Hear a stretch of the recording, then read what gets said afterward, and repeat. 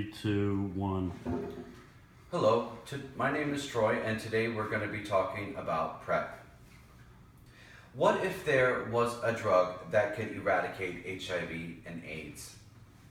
New HIV cases are on the rise, especially in South Florida. The number reported HIV cases has jumped from 23% so far this year, the biggest increase in a continuing upward trend that began in 2012 after many decreases, and that after decreases. I'm getting better. I'm ready. We're set. All right, here we go. Hello, my name is Troy, and today we're going to be discussing PrEP. What if there was a drug that could eradicate HIV and AIDS? HIV cases are on the rise, especially in South Florida. The number of reported HIV cases in Florida has jumped 23% so far this year alone, the biggest increase in a continuing upward trend that began in 2012 after several years of decreases. And most new HIV infections among youth occur among gay and bisexual males. In fact, there was a 22% increase in estimated new infections in this group from 2008 to 2010, and that comes from the Sun Sentinel. Most people do not use condoms 100% of the time, but taken daily, the PrEP pill can reduce the risk of sexually acquired HIV from more than 90%. Now, PrEP is not the name of the pill. It's actually called Truvada, but people call it PrEP. Examples are provided by the Centers of Disease Control and Prevention.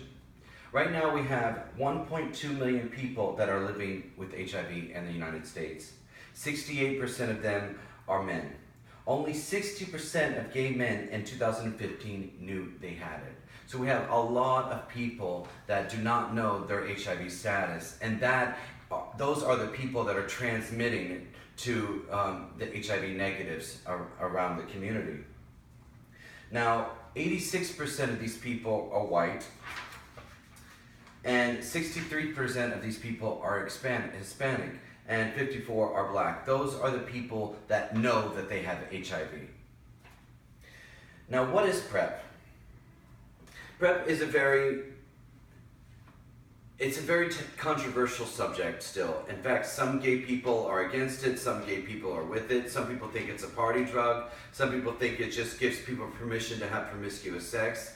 But regardless of the morale behind it, it's important for this medication to be taken not only for individual decisions, but just to reduce HIV overall against the world. Now, availability is really difficult. Some doctors they're not prescribing it, and people still have so many questions about HIV.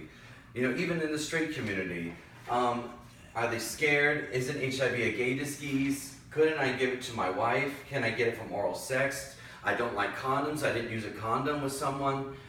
So it's a very confusing thing, I know for myself, because I was afraid to get tested for many years.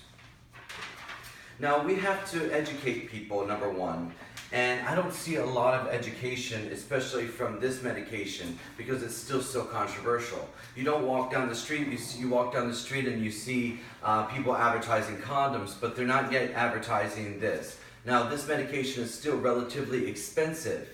However, there are copay assistance programs that help reduce the cost of this expensive drug.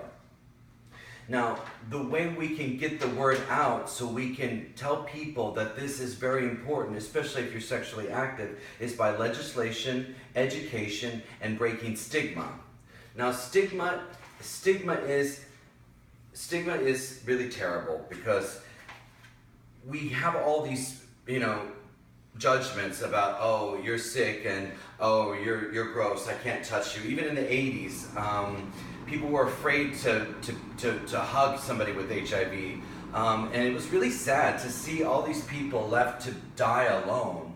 And it's a really scary thing, especially when you're getting something that's from sex. And sex is a very natural, beautiful thing. It shouldn't be something that is turned into disgust. And a lot of that is religious bigotry or just so many things. And stigma is definitely not something that we want to have anymore with HIV. We want people to be able to talk about it openly. I think it's really important to talk about this very, very openly. Now, we want to take action. So what kind of action can we take? Now, taking action would include advertising this medication to especially gay areas and big cities where programs are established, making it available to the younger population, and also getting education in schools. Now, one pill a day can eradicate your chances of HIV almost 100%. And I think that that's a miracle, considering that for the past 34 years people are afraid to talk about it, afraid to get tested, afraid to have sex, afraid to be in a relationship. For myself even, I mean, I hid from the idea for many, many years, and now I don't have to be scared anymore. So I'm an example of someone that, you know, now I feel a lot more relaxed, and I feel a lot more comfortable with myself and my own sexuality. So you can go on and on about the great things. The FDA approves this medication. It's already been tested in so many different laboratories, and there's not one article that says that this is not safe, and it's a no-brainer.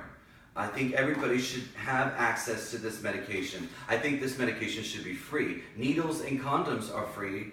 I think this should be free. I think this is going to eradicate this disease. And all of their side effects, yes, of course, there's side effects with anything, and nothing's going to eradicate anything 100%. I mean, condoms don't even. But if people take this every day, I think that the chances of eradicating this disease within the next 30 years is going to be a miracle. Thank you.